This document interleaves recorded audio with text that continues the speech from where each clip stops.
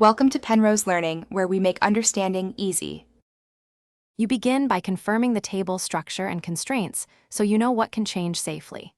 Run a grouped select with count, asterisk, to surface duplicate keys and understand which columns define duplication.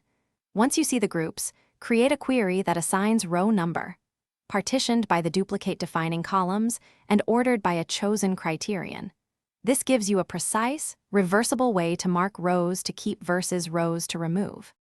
Once labeled, use a CTE or derived table to separate row number equals 1 as the keeper and row number greater or equal to as candidates for deletion.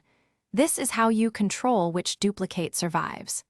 Then, copy those candidate rows into a temporary table so you can review them safely. This step prevents accidental data loss.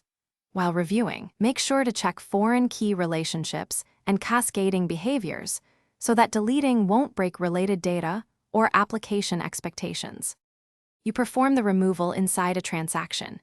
Delete from the base table using a join to the CTE or temp table where row number greater or equal to, so you can roll back if anything looks wrong. Once deleted, commit and then rebuild indexes or unique constraints to restore performance and enforce uniqueness. Finally, run integrity checks and spot check affected rows.